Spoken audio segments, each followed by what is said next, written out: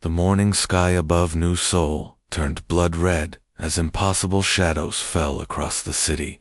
Captain Lee Min-ho gripped the metal railing of Luna Station's observation deck, his knuckles white as he stared at the massive shapes that had appeared above Earth. The alien ships were so large, they blocked out sections of stars, their dark holes seeming to absorb light itself. Captain Park Ji-soo called from her communications post, her voice shaking. "We're getting a signal, but it's not coming through our equipment. It's going straight into our minds." The voice hit every human at the same moment, piercing through thoughts and dreams across 12 different star systems. It was cold and emotionless, like a machine programmed to deliver death sentences.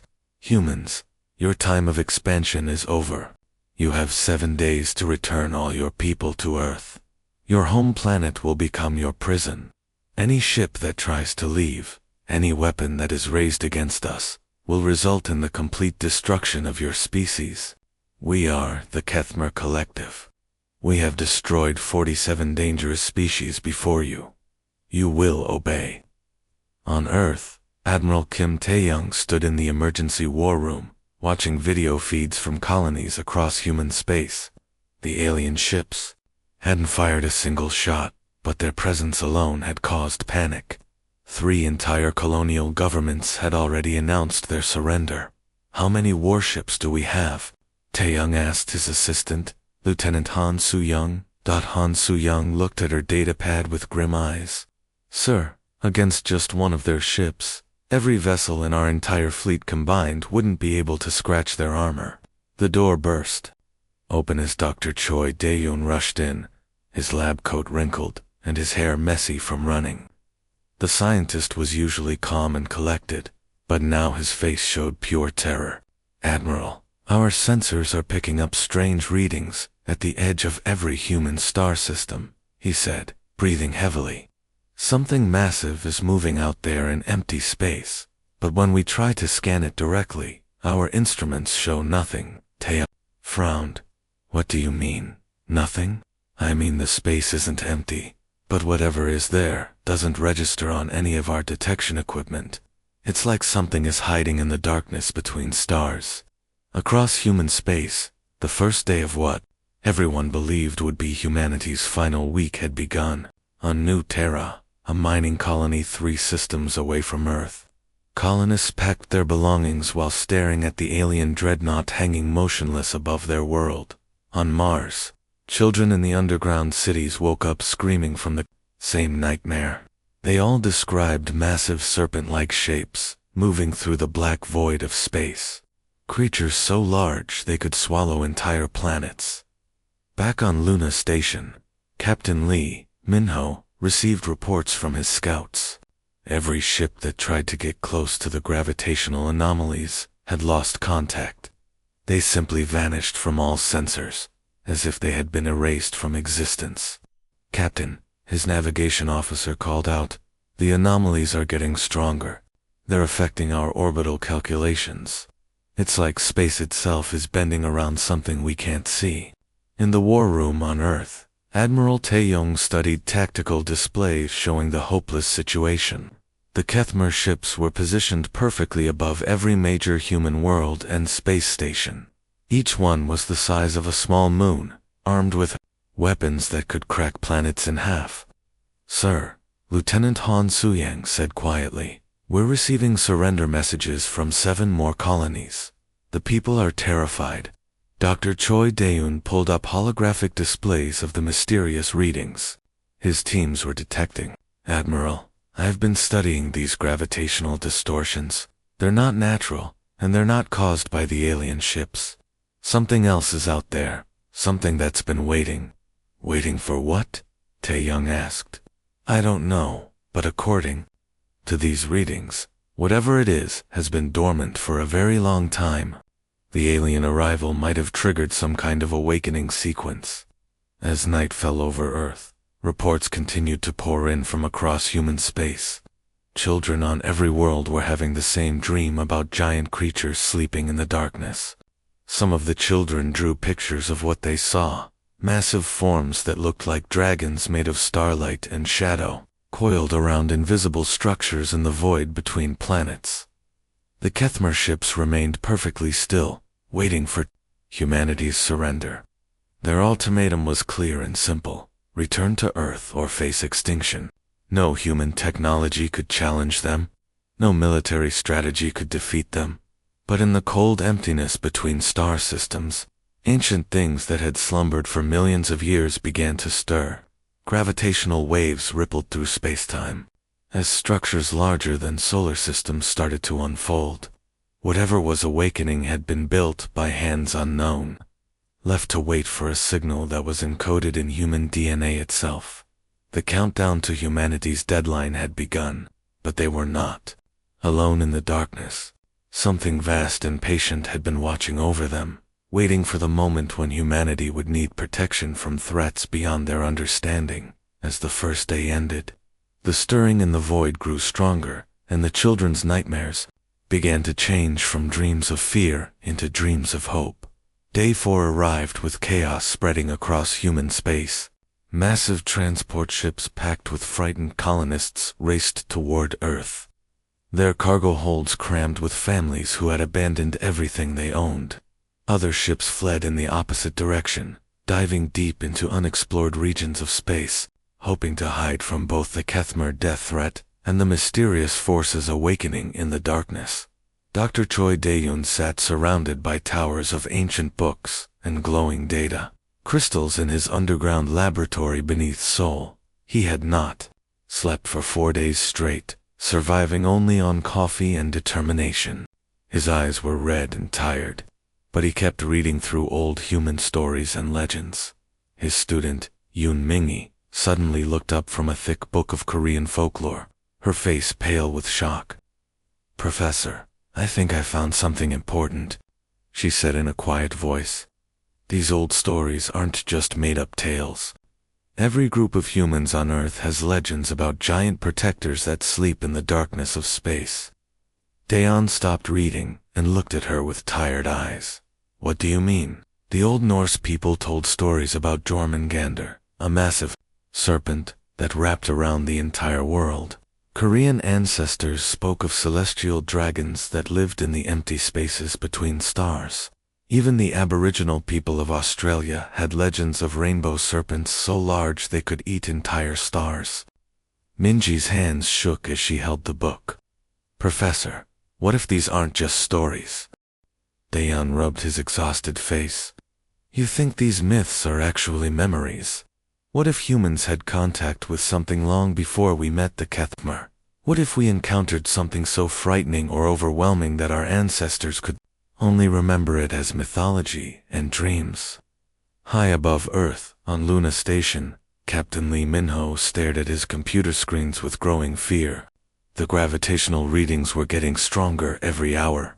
Space itself was bending and twisting in ways that should not be possible. Entire regions of empty space had become dead zones, where the normal laws of physics seemed to break down. "Captain," his communications officer called out, "we've lost contact with 3 more scout ships. They were investigating the anomalies and then just disappeared. No distress signals, no debris, nothing. It's like they were erased," whispered the navigation officer. Meanwhile, in the war room on Earth, Admiral Kim Tae-young walked back and forth like a caged animal. He knew that every military plan was useless against the Kethmer ships. His tactical expert, Commander Park Sun-hwa, had run computer simulations hundreds of times, always with the same terrible result. "Sir, even if we gathered every single warship humanity has ever built and attacked one Kethmer vessel together, we couldn't break through their shields," Park Sun-woo reported with defeat in his voice. Lieutenant Han Soo-young approached the admiral with a new report, speaking so quietly that others could barely hear her. "Sir, we're getting strange messages from the outer colonies. People are having dreams again, but they're different now. They all describe the same thing, something enormous, waking up in the empty spaces between star systems." Back in the underground lab, Dr. Dae-yoon and his student continued searching through ancient human records. They found cave paintings from France, showing massive coiled shapes among the stars. Clay tablets from ancient Babylon described watchers in the void who protected humanity from cosmic threats. Even modern urban legends spoke of guardian angels the size of planets. "Professor, look at this pattern," Minji said, spreading out copies of artwork from different time periods. Every culture, separated by thousands of years and thousands of miles, drew similar creatures. Long, serpent-like forms, usually sleeping or coiled up, always associated with protection and cosmic forces.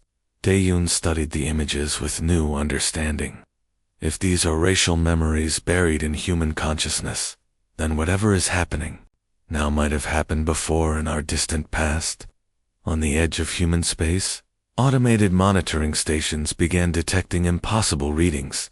Space itself was unfolding like origami, revealing structures that had been hidden for millions of years.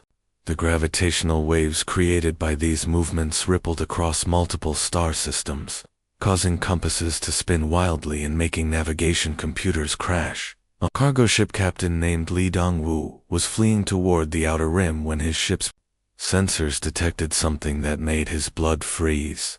"My God," he whispered to his co-pilot, "there's something out there the size of a moon. But it's made of ...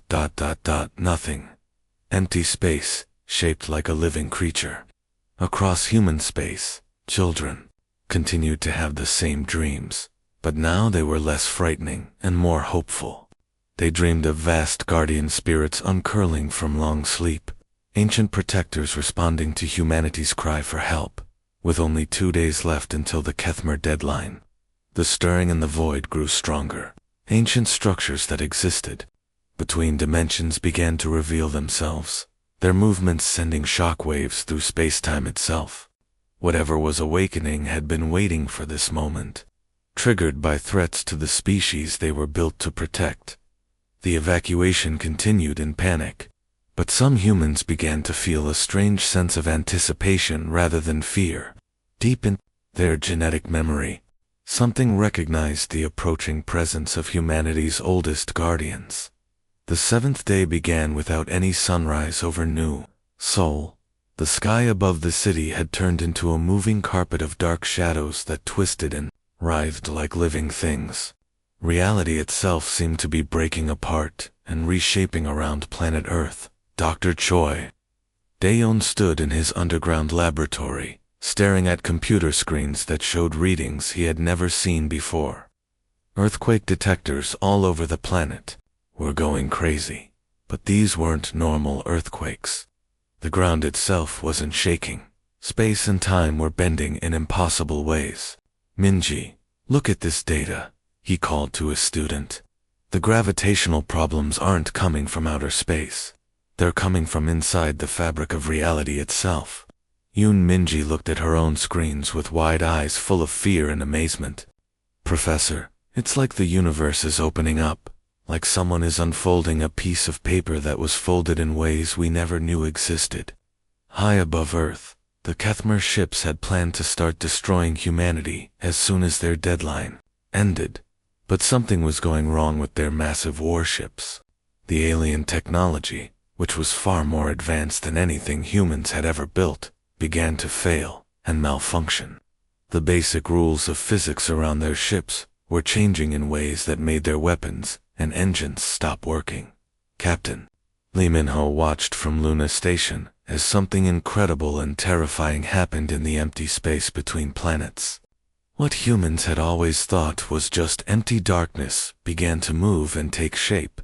Huge structures made of crystallized shadow started to unfold like strange flowers blooming in the void.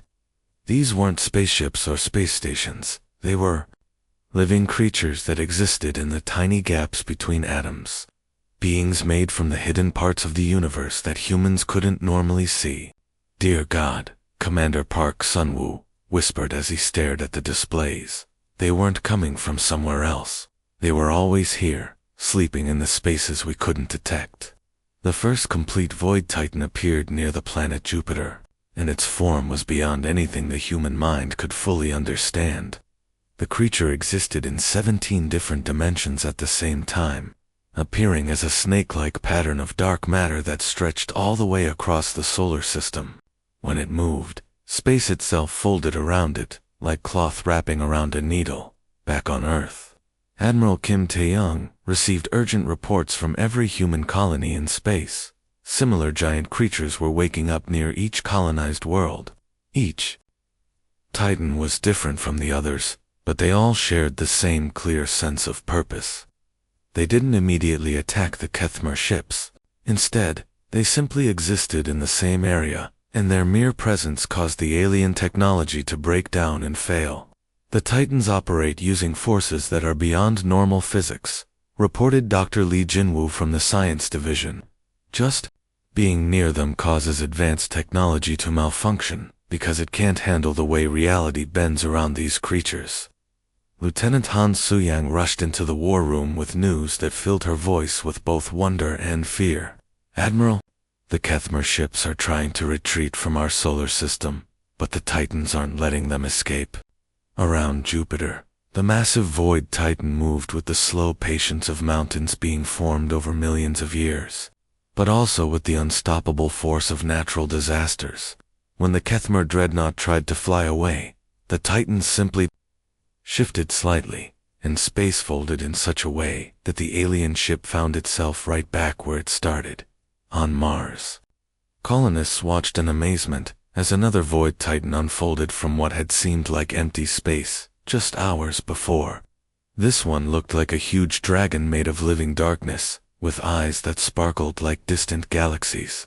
When the Kethmer ship above Mars tried to fire its planet-cracking weapons, the energy beams simply disappeared into the folded space around the Titan. Dr. Choi Dae-yoon and his student continued monitoring the readings from their underground lab. Professor, the Titans aren't just protecting us, Minji observed. They're rewriting the laws of physics in the areas around them. The Kethmer technology was built to work with normal space-time, but the Titans exist in a reality that follows different rules. Across human space, the awakening continued. Near the mining colonies of the Tau Ceti system, a Titan that looked like a massive spiral of living mathematics emerged from between the spaces of reality. Around the agricultural worlds of Alpha Centauri, another Titan uncoiled itself from dimensions that humans had never discovered. Each Void Titan was unique, but they all shared the same protective instinct toward humanity. They moved with the patience of geological ages, taking their time to fully wake up after sleeping for millions of years. But once they were awake, they worked with the unstoppable certainty of natural forces like gravity and entropy. The Keth Collective, which had destroyed 47 other species across the galaxy, found themselves completely helpless against creatures that existed beyond their understanding of science and technology. Their superior weapons and advanced shields meant nothing against beings that could reshape reality itself. As the first day of humanity's unexpected liberation began, the Void Titans continued their ancient duty with calm determination, protecting the species they had been created to guard. 3 weeks had passed since the Void Titans awakened, and the mighty Kethmer Collective was now nothing more than scattered ruins across 40 different star systems. The Titans didn't travel through space like normal ships. They simply decided they wanted to be somewhere, and reality changed so that they had always been there. Wherever the Titans went, Kethmer technology stopped working completely, as if the universe had forgotten how to make such complicated machines function. Dr. Choi Dae-yoon had built a small research station that orbited around one of the smaller Titans.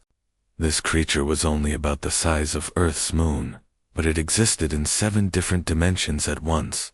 His research team, with Yoon Minji as the lead scientist, spent every day trying to find ways to communicate with these mysterious guardians. Professor, I think I'm finally getting some kind of response from them, Minji called out, her voice filled with excitement and strain. But it's very strange. They don't seem to talk to individual people. Instead, they respond to all of humanity's thoughts and feelings together, like we're one giant mind. Daeon looked up from his data screens. What exactly do you mean by that? When all humans feel scared or threatened, the Titans become more active and aggressive. When we feel safe and peaceful, they go back to sleep. It's like they're connected to our survival instincts, but on a level that exists in higher dimensions of space that we can't normally see. Captain Lee Min-ho had been promoted to Rear Admiral and now commanded the first human fleet designed to work alongside the Titans. From his command ship, he watched as the creatures systematically destroyed every piece of Kethmar military equipment across dozens of star systems. The aliens hadn't just lost a war, they had been reduced from the galaxy's most powerful empire to homeless refugees in less than a month.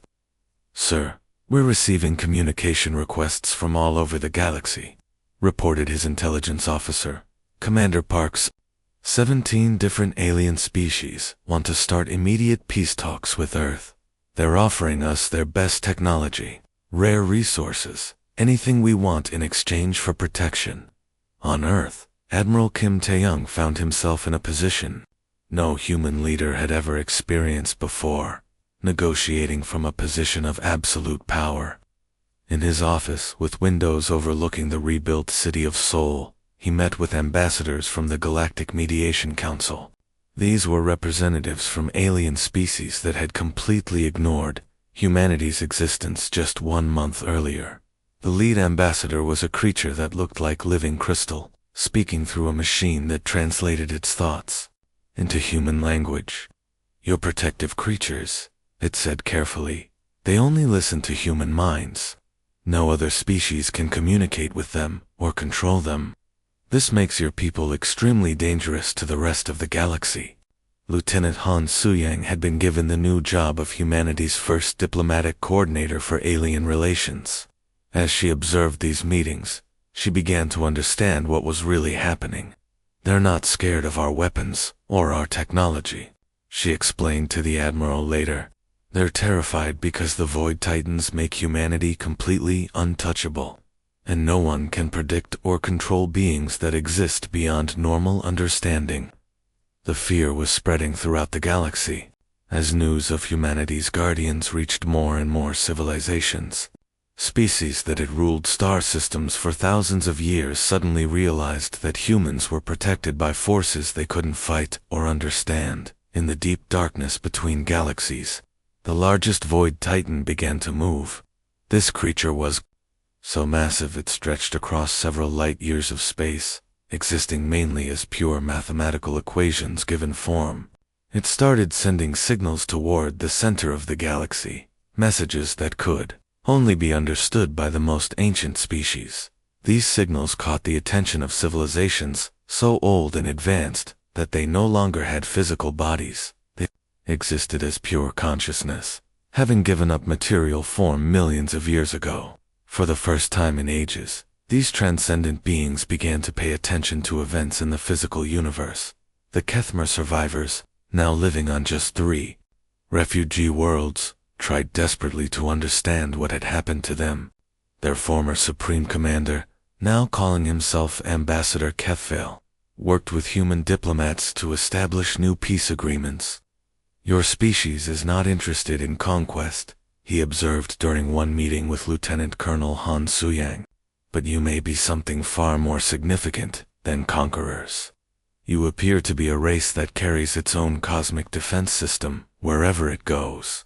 In research facilities across human space, teams of scientists led by Dr. Song Hana worked day and night to understand what the Titans really were and how they operated. The more they learned, the more amazing and terrifying the truth became. The balance of power in the galaxy hadn't just changed, it had been completely rewritten. Civilizations that had existed for millions of years now found themselves dealing with forces that treated entire star empires as nothing more than briefly interesting patterns in a cosmic equation. Humanity had become the galaxy's newest and most reluctant superpower, protected by guardians that operated according to laws of physics that no other species could comprehend or challenge. The age of human isolation was over, and the age of human dominance had begun.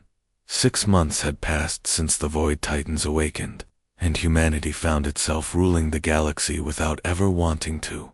Dr. Choi Dae-young now worked in a massive research center that had been built around 3 different Titans. The facility was so large it looked like a small city floating in space, with laboratories and living quarters connected directly to the mysterious guardians.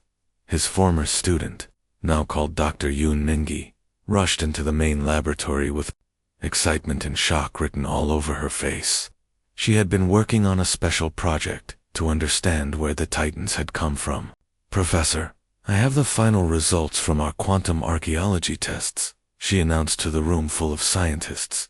"The Titans weren't built by some ancient alien species like we thought. The energy patterns match human quantum signatures, but they're from about 2 million years in the future." Daeon felt his understanding of reality shift as he processed what she was saying. "Are you telling me that we built them? Not us exactly, but our descendants will build them. They exist in what's called a causal loop. They were created by future humans to make sure that humanity would survive long enough to create them in the first place. It's like a circle in time that has no beginning or end." This discovery meant that humanity's salvation had come from their own future selves, reaching back through millions of years to protect their ancestors from extinction. Admiral Kim Tae-young, who now held the title of Earth's first Galactic Defense Coordinator, spent his days reading reports from all across human space.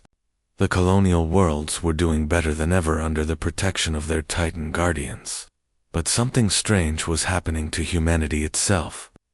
Children who had been born after the awakening were showing abilities that no human had ever possessed before. "Sir, the new generation is different," reported his chief scientist, Dr. Lee Jin. "These children can recognize patterns that would take our computers hours to find. They seem to understand quantum physics without being taught. Some of them can even sense threats from other star systems before our sensors detect anything." The Admiral nodded thoughtfully. "What do you think is causing this?" "We believe that being close to the Titans is activating parts of human DNA that have been dormant for thousands of years. It's like the Titans are preparing our species for some kind of evolutionary leap." Captain Park Sun-woo now commanded humanity's first deep space exploration fleet, traveling to the farthest edges of the galaxy. His reports back to Earth were filled with incredible discoveries. "Admiral, we're finding more Titan structures around star systems that humans have never visited," he reported during his weekly communication. "They're all sleeping right now, but as our consciousness expands across the galaxy, they're starting to wake up. It's like humanity's growth is triggering an ancient network of guardians." Back on Earth, the remnants of the once mighty Kethmer Collective had become humanity's first protected species. Only 3 worlds of their empire remained, and they now lived under human protection. Their former supreme commander had taken the name Ambassador Kethvel, and worked closely with Lieutenant Colonel Han Soo-yang to create rules for other alien species that wanted human protection. "Your species is very unusual," Kethvel observed during one of their regular meetings. "Most galactic powers expand through conquest and control, but humans seem to expand by carrying their own cosmic defense system with them wherever they go." Han Soo-yang nodded. "We never wanted to rule the galaxy. The Titans made us powerful, but we didn't ask for that power. That may be exactly why you received it," the alien ambassador replied thoughtfully. In the underground research facilities beneath New Geneva, teams of scientists led by Dr. Song Hana worked to understand the full meaning of their discovery about the Titans. Humanity wasn't just protected by ancient guardians. They were part of a time loop that stretched across millions of years, with their future selves ensuring their past survival. "We're not just a species," Dr. Song explained to her team. "We're part of a temporal ecosystem. Our future depends on our past, and our past depends on our future. The Titans exist to make sure this cycle continues forever." As the first year of humanity's unexpected galactic dominance came to an end, children across human space looked up at the night sky with eyes that could see patterns their parents never could. They seemed to understand instinctively that the stars were no longer distant and unreachable, but part of a vast network that would one day be theirs to explore and protect. In the darkness between planets and star systems, the Void Titans continued their patient watch. They moved slowly through dimensions that most species couldn't perceive, waiting for the day when humanity would be ready to take the next step in their evolution and create the very guardians that had saved them from extinction. The circle of time was closing, had always been closing, and would continue to close across all possible futures. In the space between thoughts and the pause between heartbeats, the Titans dreamed of the species they existed to protect, knowing that humanity's greatest adventures were still waiting to unfold. The age of human isolation was over. The age of humanity's cosmic destiny had begun.